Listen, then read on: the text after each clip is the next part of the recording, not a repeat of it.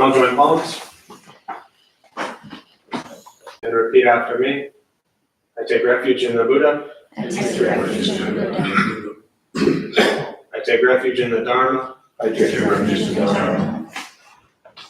I take refuge in the Sangha. I take refuge in the Sangha. Keeping the palms joined.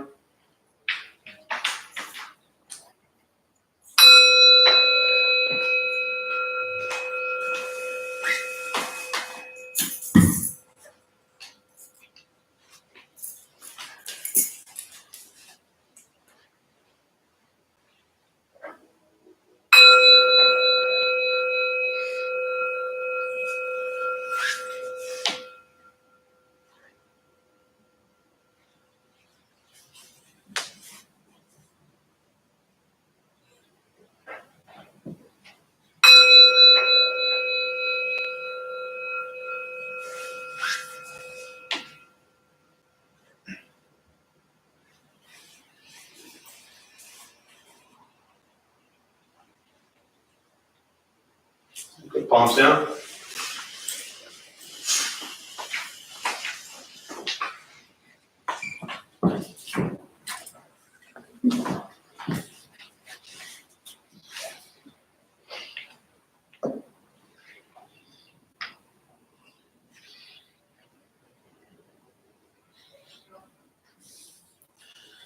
So welcome. Good to see you all here. Brave souls coming out in the rain. It's raining now. Who's here for the first time? Those who are here for the first time, what brings you here? This is the first time that for this night I've been here, but I've been here on other nights before. How are the other nights? Good. Yeah. Just trying to find one that either works with my schedule or that I appreciate and want to keep coming back to. For sure. Well, I will do my best. As I joked on Saturday, someone brought their mom, and the last time they brought their mom, they told me I better have my A game tonight, so I will do my best. Who else is here for the first time and why? Go ahead. I'm here to reignite with my spirituality. Right on. Welcome.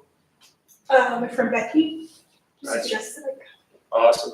Did she suggest you come because you're always a calm, quiet, peaceful, happy person? yes. I figured as much. Yes. Anybody else here for the first time want to share why? Yes, in the back there. Curiosity. Curiosity of or about? Yes.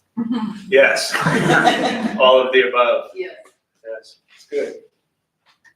Well, welcome if you are here for the first time, and if you are back, welcome back.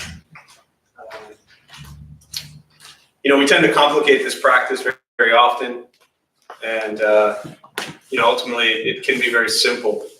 I usually say all this at the end or some point throughout, but this idea of thinking good thoughts, speaking good words, doing good deeds is really the essence of this practice.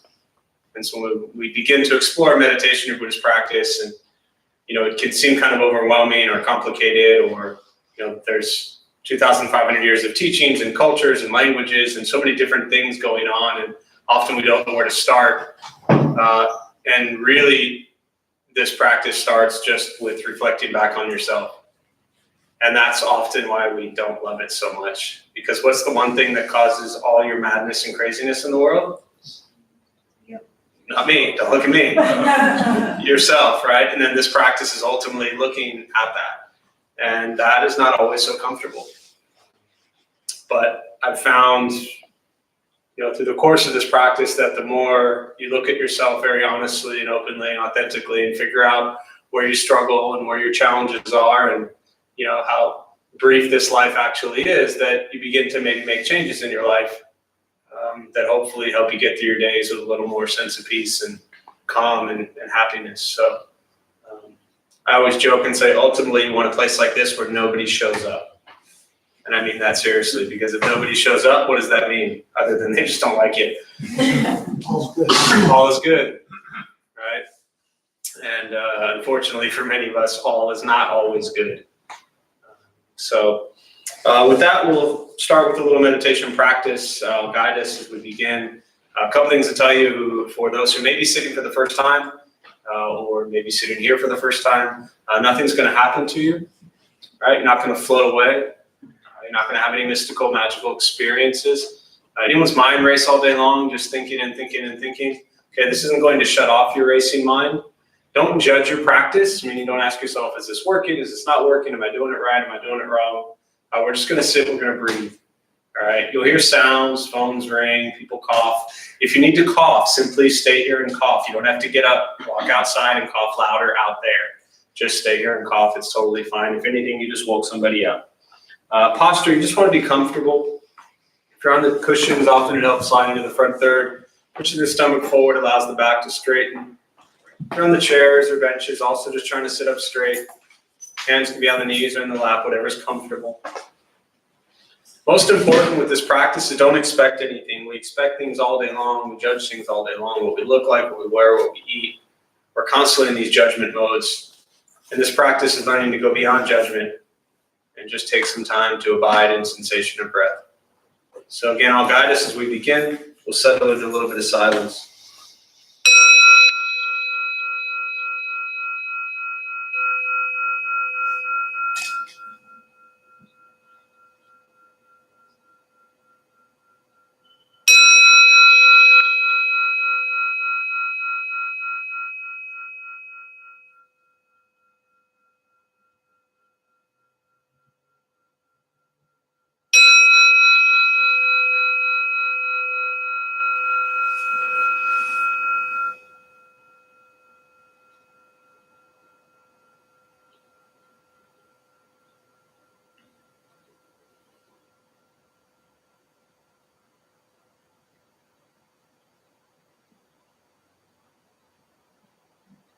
And starting with the eyes closed if comfortable, or slightly open. Mouth open or closed, whatever's comfortable. We'll start with taking 3 deep breaths, slowly.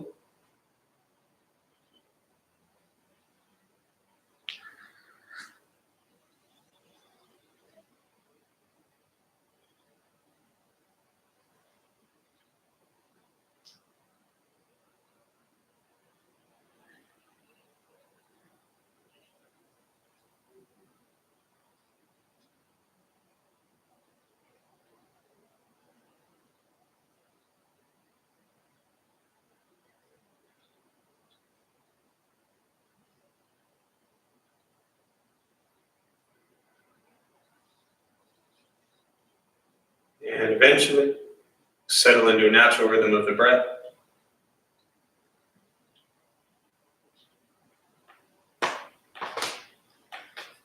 Knowing throughout the practice, you'll hear sounds. These are not distractions, not disruptions. Simply what's happening around us as we sit.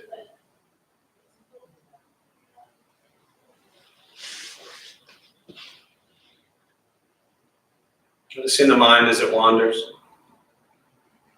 jumping from thought to thought.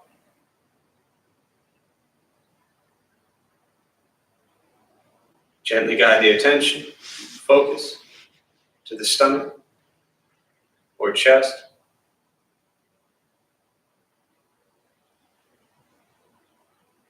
Breathing in, feel them rise.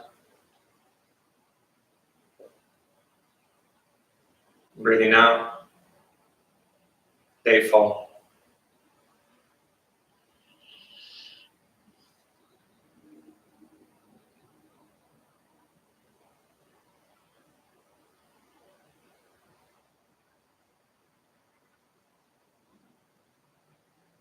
Simply continue this practice, observing sensation of breath.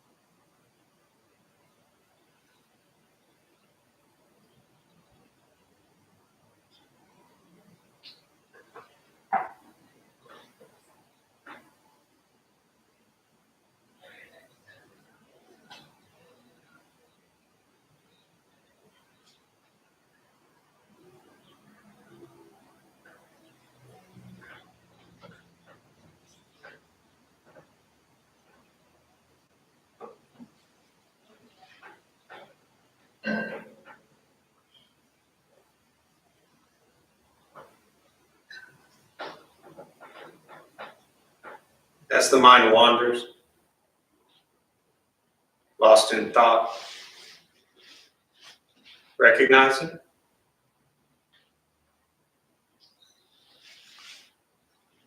Release that thought. Return attention, focus to the breath.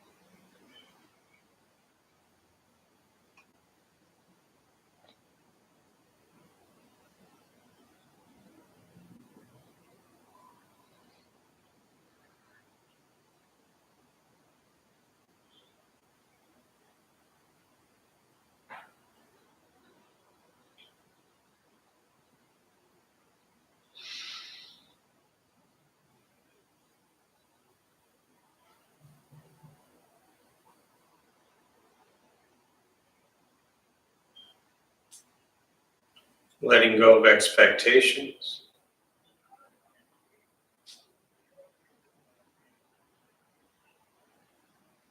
Letting go of judgments of the practice.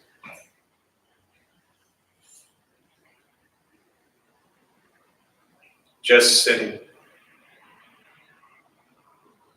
breathing.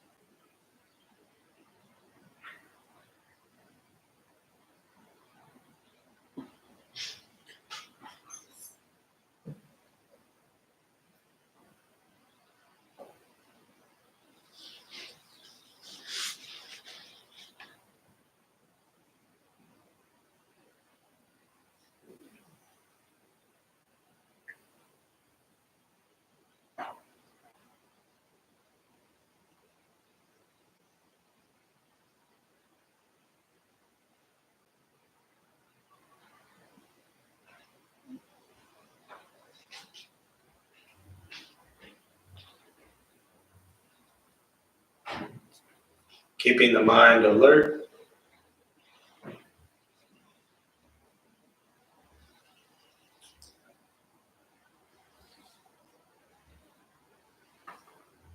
Aware of each sound.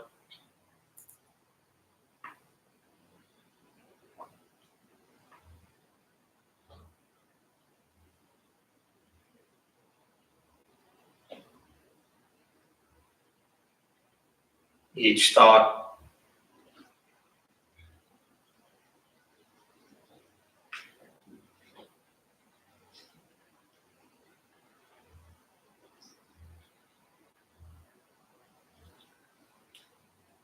Each physical sensation.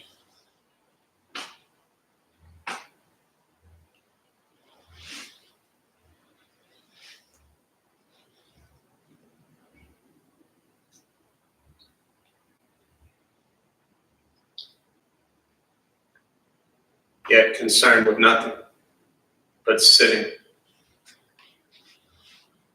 breathing.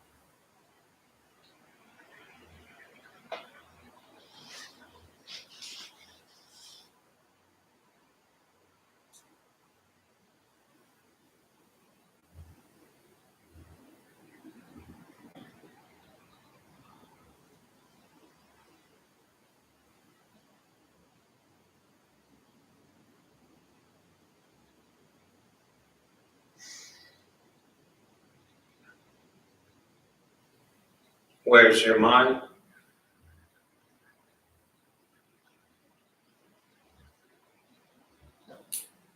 Lost in thought? Return attention, focus to the breath.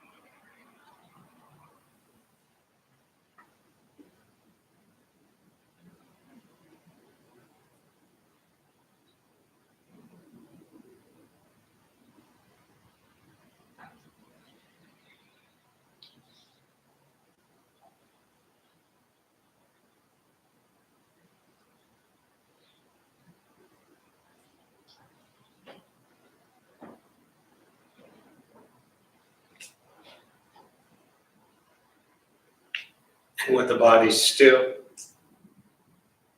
rested,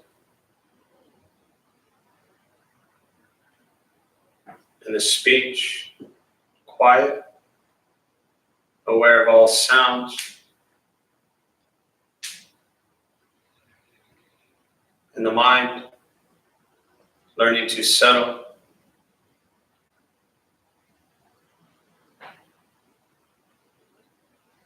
know what it's like to just sit and breathe.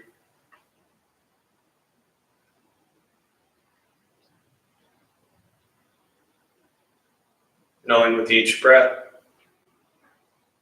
there's nothing else to do.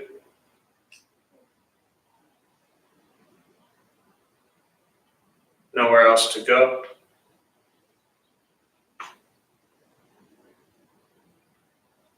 No one else to be.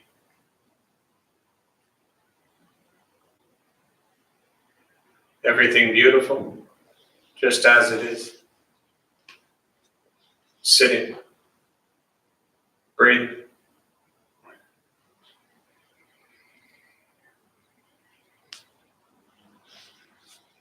And once again, taking 3 deep breaths, slowly.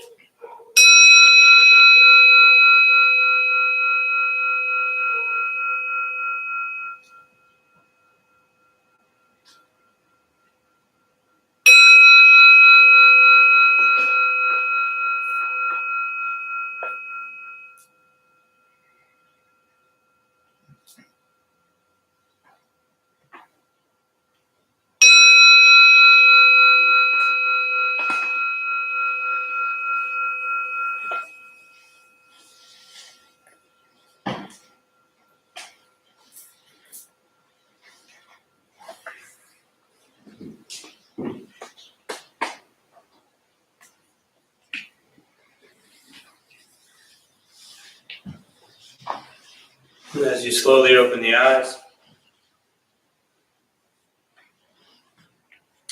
slowly begin to move.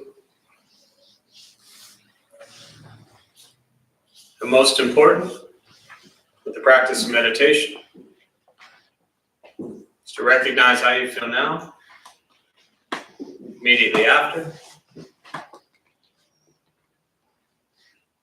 Compare this to how you typically feel throughout your day.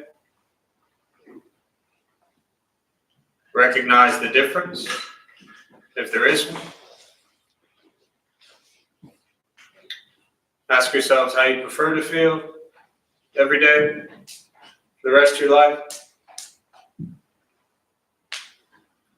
And realize however you feel now, it's quiet, calm, still, or a busy mind, racing mind, whatever you're sitting with at this moment, has nothing to do with anything I said. It's nothing to do with how you sit and hold the hands or cross the legs. It's nothing to do with the sounds around us or anything else for that matter. It has everything to do with your own mind and your own mind's reaction to an external condition. This is what the Buddha called pratitya samuppada, means dependent origination. This is the basis of the Buddha's awakening. The word Buddha simply means awakened. He was a human being no different than anyone in this room who began to understand why he suffered, why he got angry, sad, depressed, stressed, anxious. He began to understand the causal relationship of all phenomena. And what that means very simply for every one of us in this room, regardless of where we come from or what we believe in and where we think we're going, our whole life is filled with things that happen. We react. More stuff happens, more reactions. That's what we get. This practice is simply learning what it's like to respond to something quietly, peacefully, still. Because for most of us in this room, the way you responded to the last 20 minutes is quite different from how you respond to everything else that's happening throughout your day. And so all we're working on is closing the gap to where the way you feel now is closer to how you feel always. just as driven, motivated, productive, successful, whatever that means to you in your respective lives. But with a mind that's steady, clear, focused, distracted by nothing, disturbed by no one. Imagine going a day without being disturbed by someone. Most of you won't even make it home before you're disturbed by someone. No offense to all the calm, quiet, peaceful people in the room. Meditation is free. Buddhist practice is free. It's sitting, breathing, learning to be kind to yourself and every single person you encounter every moment of your entire life. That's why this practice is so simple. You just have to learn to be nice to people. Starting with being nice to yourself, taking care of yourself, taking care of mental, emotional health and well-being, which is the foundation of everything in your entire lives. For some reason, taking care of ourselves tends to be the last thing we make time for, when it should be the first. We spend so much time trying to change, fix, control, manipulate everyone around us. Hoping they do this, hoping they do that, wishing they did this, wishing they did that. Why did they do this? Why did they do that? We spend so much time trying to control everybody outside of ourselves. Yet we spend very little time working on our mind and our reaction to the world around us. The world is a mess. It's been a mess for a long time. It's going to be a mess for a long time. But it doesn't mean you have to be. And that's where this practice starts. It's recognizing our own levels of greed, our own levels of anger, and our own levels of ignorance, and working through that. And that's why it's so much fun. You get to ask yourself every day, where am I greedy, where am I angry, and where am I ignorant? Ignorant meaning anyone in this room think they're right? Often. It would be surrendering some of that. And that's difficult. Ever been in an argument with anyone? When you're in that argument, you think you're right? What do you think the other person thinks? They're right. I mean, I know they're wrong by thinking that, but they think they're right. That's the practice. The only thing I want to touch on briefly and then just kind of open up to questions, as always, I'd much rather address what's on your mind. But just to kind of throw out there for those who are brand new, or maybe for those who've been at this for 40 years and it hasn't settled in yet, the practice of patience is extremely critical when you begin to explore meditation, Buddhist teachings, and the way you live your life. Because however we live our lives, we've been living it that way for a very long time, most likely. And this practice, in which you learn through meditation and Buddhist teachings, really goes against what most of us have been taught and learned throughout our entire lives. And that's why it's difficult, right? Everything out there is telling you to be the best and win and be more and get more and buy more and do more. Not too much out there is telling you that you're okay just how you are. And this practice is about recognizing that you're okay just how you are. As Suzuki Roshi said, you're perfect exactly how you are, and you all could use a little improvement. And so in this practice of working on improving your own mental, emotional health and well-being and the livelihood and your basic day, improving that, start with having some patience with yourself. If we've been struggling with things for 40 years, then 6 months of meditation doesn't just fix 40 years of challenges. But each day you work on getting a little kinder, a little gentler, a little more peaceful, always towards yourself first. And then once we work on having patience towards the self, we bring that into the lives of those around us. Because every person you interact with, family, friends, loved ones, strangers, they are all going through their own struggle, and we don't know anything about their struggle. We just know ours. Our struggle is difficult, so it's pretty safe to say that so is theirs. So with that, I'd rather just stop. Like I said, open up questions, meditation, Buddhist practice, anything that's on your mind that I can address, and we'll go from there.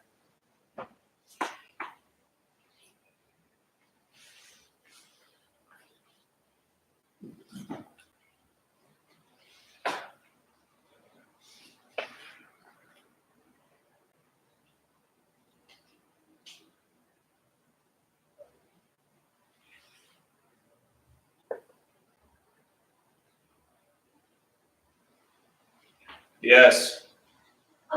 So I feel like we all understand that trying to control situations isn't ever healthy for anyone.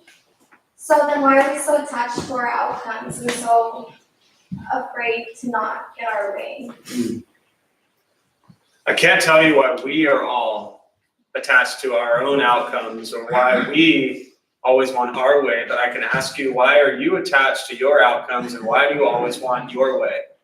I think it comes from a fear of not being able to handle an outcome that I'm not prepared to. Has anything or everything, I should say, in your life gone how you expected it to up to this point? No. No. It's amazing you're still here. You have the ability to smile. Did you eat today? Yeah. Right? You had the ability to house yourself, eat today, somehow manage to get here, somehow ask these questions. And so many things in your life haven't gone how you thought it would. Right. That's going to be the rest of your life. I can't tell you why. I wouldn't even expect each of us to know exactly why, but I think and that's why I asked that question. It's really a wonderful question to explore, which is, why do I want everything to go exactly how I want it to? Because if you surrender, and as I said to somebody the other day, to me this practice is about expecting nothing from anything ever, and just embracing things as they are, then it allows us to find gratitude in each moment, even though that moment didn't go how we wanted it to. It has a lot to do with, and there might be one or two of you in this room, do you like to control things? Based on that smile, I'll say probably yes, sometimes. And so a lot of your question has to do with the fact that we have this story in our head of how we want the world to work, our immediate world and the world around us. And we want to try to control and attach to the outcome, which is crazy because we already know that it's not usually going to work out that way. Often it works out better. Sometimes it works out worse. But either way, it works out how it's going to work out. And the only thing we can really gain control over is our reaction to the things that are happening. You ever had something that was a complete mess happen to you? And when you're angry, does that ever make it better? It just makes it worse. So when things don't work out how we want them to, we look at it and say, wow, this sucks. Now what? And if we take more anger, more frustration into that situation, it usually just makes it worse, right? Your question really is why, and I can't answer that for you, but you can. And one way at least to explore the answer to why do you do that is because you've been doing it for a long time. And we often live in a lot of fear. We're afraid of what might happen. And when we live in fear, we often miss a lot. So, great question, no answer, as usual. Happy to help.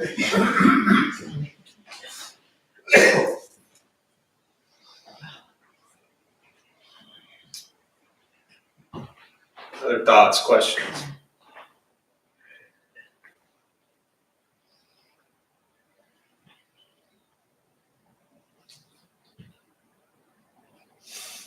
I have a thought. Yeah. If you're a person that understood that you're truly responsible for your own destiny in this world, and you focused on that, you strive to make that happen, and you become a successful, responsible, reliable person. Mm-hmm.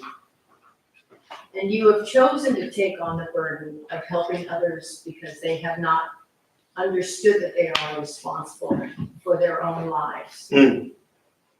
And you get to a point of resentment. How do you get out of that and still see that person as a struggling person just like yourself? Yeah. That takes a while.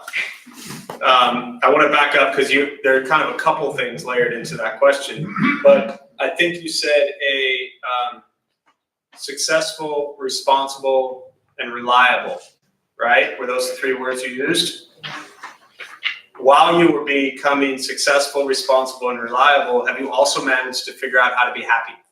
No. No. I just wanted to start there. I already knew the answer to that, but this is for everybody, right? And so I think that underneath all of that is to figure out that as we've been driving ourselves, and for the most part in this room, everybody's in the same boat to some extent or another. As we've been driving ourselves and defining what we think is successful and responsible and reliable and taking on the burdens of everybody else's drama, we've completely forgotten about taking care of ourselves. And so we built a level of resentment and frustration. And the real answer to your question is to cultivate compassion. This is not easy to do. It's not like, here, page 17, compassion, read it, and then now it's going to be easy for you. But to understand that everybody is in their own, or on their own journey. And we can't control that. We can give and give and give, and they might not even care. And they might be taking advantage and using and abusing and stepping all over you. And this practice is about to continue to give and to understand that we give without any expectation. Because resentment only builds up when we've been giving and all of a sudden we're not getting anything in return. We don't even get an appreciation in return. So now we have resentment. What I learned from this practice is those are the people you need to give more to. Now, there might reach a point in your life where you say, I'm done. And that's fine also. But the way you cut through that resentment is to cultivate compassion, loving kindness, open the heart to recognize that whomever this individual or these individuals may be, they got their entire life's mess that they're dealing with. And for some reason, we put that on our own shoulders. You know, none of this stuff is a quick fix solution. You know, and it requires patience and practice. And you know, my master used to say, someone asked him, you know, he was in his early 80s and he was a monk when he was 12. So he'd been at this for 70 plus years. And someone asked him if he ever felt that people take advantage of him. And he laughed and smiled and said, yes, all the time. That's why I'm here. He wasn't attached to other people's mess and madness. He just gave from an open heart. Which also ties into the first question about, you know, not expecting anything from anyone in return. And we're not wired, we're not conditioned that way. We're conditioned to give and then assess what we get back. And this practice is not assessing what we get back. It's about just giving. And if we decide we don't want to give anymore, then we turn and walk away. But if we're not attached to getting anything in return, then the resentment doesn't build up. We've just chosen to stop giving. Glad I simplified that for you. It's tough, yeah? Yeah, very. Mm-hmm. But I give, because I'm compassionate, to the point now I feel like a doormat. And maybe that's the Buddhist way, but that's hard for me as a person because, Right. and I'm not, I mean, this is all new to me. So, Yeah. but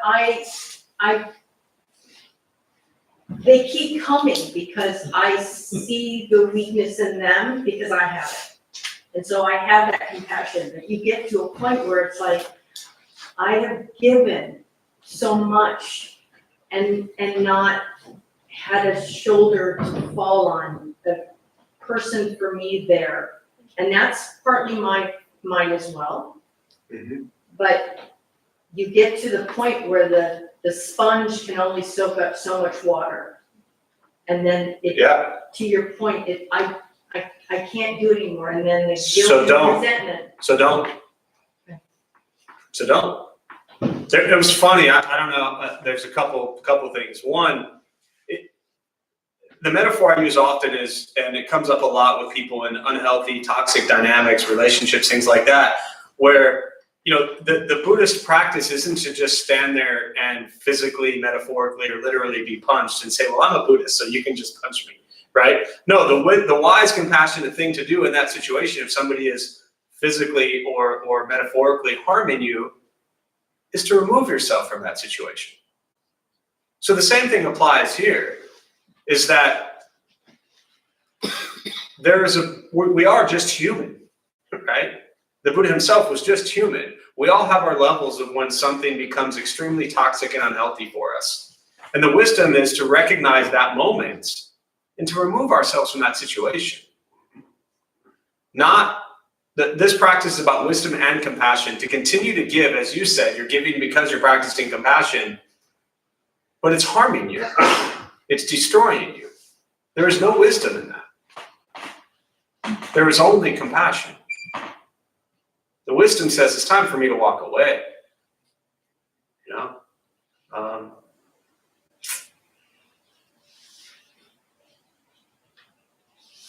Yeah, tough. Yeah. Can meditation help with that? Can meditation help with that? What meditation helps with is it begins to train your mind to come back to the present moment. So as I often say, we don't meditate to be good at meditation. If you're an angry, stressed out, miserable person, 20 minutes of meditation doesn't fix all of that, right? But meditation brings you to the present moment, to where whatever you're angry and sad and depressed about is in the past. Whatever you're stressed or anxious or worried about is in the future. So for those 3 minutes, 5 minutes, 20 minutes, whatever you're sitting, it allows you to just be with things. Meditation doesn't fix things. What meditation does is it helps you calm your mind and slow down to where you can become aware of what's going on. Right? There's a great Zen kind of practice. There's a metaphor of a vase, right? You have a vase and you got water, you got rocks, you got sand, you got pebbles. You pick it up and you start shaking it, right? What happens? Everything's a mess. Set the vase down. Everything settles. Assuming you started with clear water, you now have clear water and all the rocks and sand and pebbles have settled. And then you have a clear reflection of what's actually going on. But most of us run around a million miles an hour, angry, stressed out, anxious, pissed off, scared, depressed all day long, and we try to make decisions and judgments and view situations. And that's a nightmare. So meditation allows us to then reflect on what's going on with a clear, settled mind. Does that make sense? Yeah. But as I often say, once the meditation is done and you go back out there into the world out there didn't just finish their meditation. They don't care that you're coming from your little meditation Buddhist thing, right? They're going 1,000 miles an hour, and if you're not careful, you're going to get run over. And then you're going to have an opportunity to scream and yell, and whatever this little quiet, I'm all happy and peaceful, is gone, right? So meditation is like any muscle or anything else that you strengthen. You work on getting better. So in life, when those things happen, you don't react in normal ways that we react. You become more observant. You become the observer, as opposed to this person who's responding and reacting to every little thing. You know, people yell at you. That's their anger, not yours. Yeah. I was going to go back to you if you still have a question. I know it was. Yeah. It's on. Yeah. It's okay. It's good. Yay. Yeah, I like the idea of compassion with wisdom. Yeah. And in my mind, what I heard was that in the situation she was describing, the wisdom is to walk away, and then she would be available for the compassion for a situation where it was more constructive. Right. Yeah. You know, there's, I mean, without getting too far into it, the Dharma Temple, we do a lot of outreach stuff. And we serve a lot of facilities, institutions, correctional facilities, things like that. And again, without getting too specific, there's a facility that we've been trying to serve for 15 months to share the teachings of wisdom and compassion, right? To share meditation within one organization one location where the people there really want it, but it's been extremely difficult to go there. So compassion says, yes, we want to serve, we want to serve, we want to serve. Wisdom says, if I'm not trying to get 8 people to go to one place that are always getting shut down, then I can take those 8 people. And wisdom says, move them elsewhere. So this, years ago, I never understood this, and it made me really angry. This was 2003 when I started at the Buddhist temple here. And I remember there was a guy in the community, he was really sick. And what he was sick with doesn't really matter, but he was really sick. And he was a pretty active member at the temple. We had kind of a Western, English-speaking community we were building. And he was really sick and should have been hospitalized or whatever it was and didn't have funds. And so we all said, we wanted him to move into the temple. We wanted to take care of him. And the headmaster, she was like, I always say she's the Zen master that I just really hated those first 2 years. And she said, no. And we couldn't understand. We're like, well, you're Buddhist. You're supposed to have endless compassion. This person is sick. Why can't we take care of him? And we couldn't understand it. And she asked us a list of like 10 questions about whether or not we knew anything about what it was like to take care of someone in this situation. And the 3 of us that really wanted him there, none of us knew what we were talking about. Our compassion said, yes, we want to help him and take care of him. The wisdom side, we had 0.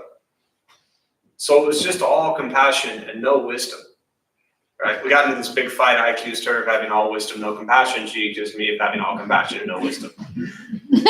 Pretty sure I was wrong. Yeah, exactly. So it's a tough one to balance the wisdom with compassion and compassion with the wisdom. Yeah. Other thoughts, questions? Meditation, Buddhist practice, anything you're sitting with?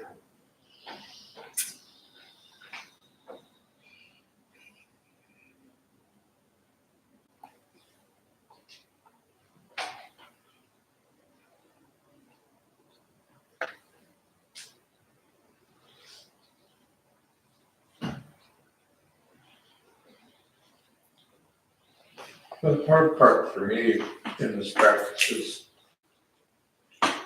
having compassion without thinking about it and refraining from feeling good about it for myself. In other words, isn't that nice? I was compassionate with this person. That I don't like, but it bounces back at me sometimes.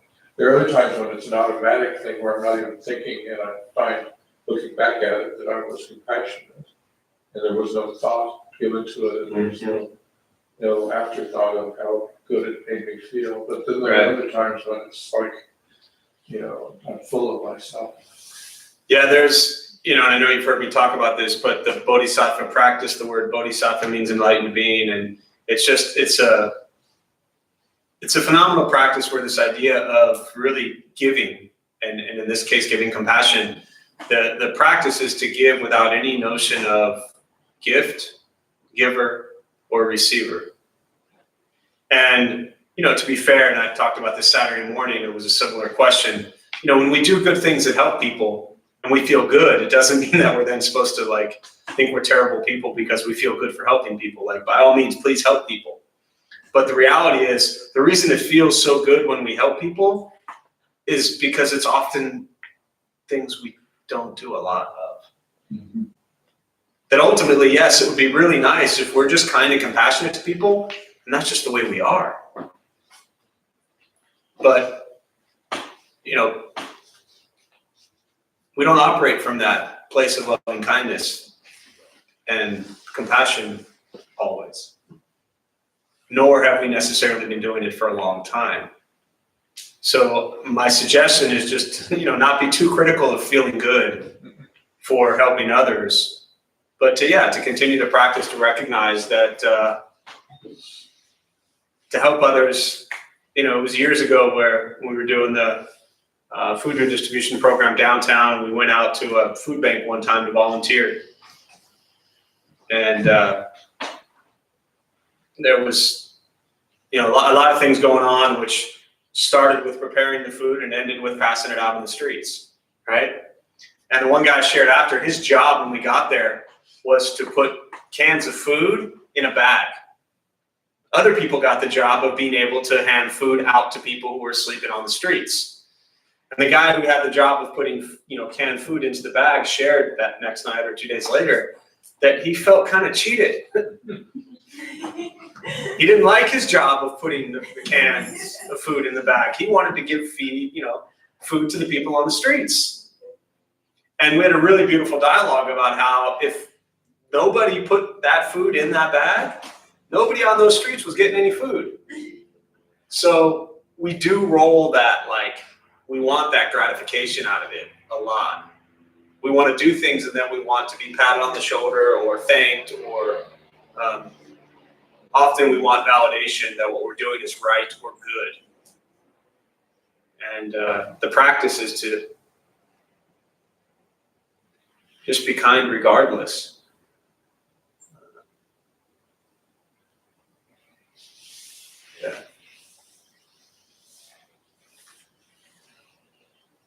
Was there a rotation on that? Did he have? I think he had a very valid concern about seeing their smile is the reward. Did you not listen to anything I just said, Al? You never, this is what I love about Al. Al's been coming to this stuff for 2 years, and I don't think he agrees with anything I say. But so the idea, right, just to recap as we kind of wrap up here, is that it's not about getting the reward. You might want the reward, and that's fine. Al wants the reward. That's great. I know as a practitioner, when I did things and wanted the reward, it was driven by greed. It was driven by ego. It was driven by, I'm doing this because I want to feel good for it. And the practice isn't about doing things to feel good for it, right? Well, it's the balance. Someone has to pack the bags, but why the same person all the time? No, I know you're being serious. It's a question. I know. And I can't, we went once. I know the person. I haven't seen him in years. I don't know if he ever went back. I couldn't follow out the scenario, right? But what I would suggest, very seriously, hang on, in that situation where if it is somebody doing that, and let's say you get into a weekly thing, as an example, and I hate hypotheticals, but let's just say hypothetically this person goes every week and does that. And 1 week they put the food in the bag, and 1 week they go out and pass food out on the streets.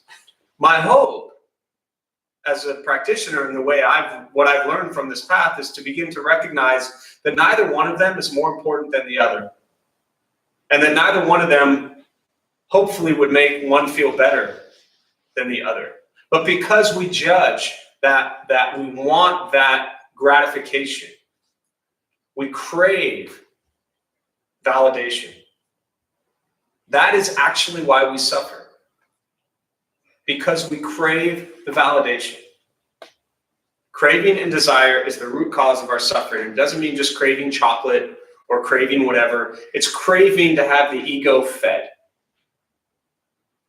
The root cause of our suffering is because of our sense of self. This is what the Buddha taught very clearly. And that we give rise to ourself, and we often think we are the best or the worst. And so we crave to feed that, to feel better or worse than others. And the practice, I'm not saying it's an easy one, is to go beyond that, to ultimately recognize that the person making the bags is just as valuable in that situation as the person putting the food in the bag. The person driving, the person handing it out to the person on the street, the people who made the food to go into the can. Without all of those people involved, nobody sleeping on the streets gets that food. And the challenge is that we still, in our minds, think that somewhere on that chain, some people are more important than others. And the biggest challenge, ultimately, and I'll kind of close with this thought, just to completely mess with you, is this idea that we think that we are better than the people we're giving the food to. Look how great we are. You poor souls, 10,000 people sleep on the streets of downtown San Diego, right? We've been feeding the hungry people on the streets of San Diego for 9-10 years. And very often, and I get it, we're human. We do it and we think that we are better than they are. We are them. We're not better than they are. We're no different than they are. They're human. We are human. They struggle. We struggle. They want to eat. We want to eat. But we want to feel good about giving them food. When we cut through that, I think we begin to understand what this practice is about. So, I'm going to close on that thought. We'll join palms. May the benefit of this practice be shared with all beings in all directions. May all beings be at peace. May all be free from suffering. May any merit gained from this practice be transferred to Rachel's mother during her time of rebirth, and to Rachel and her family, and Joel, who suffer at this time. May they all be at peace. May we all be at peace and free from suffering.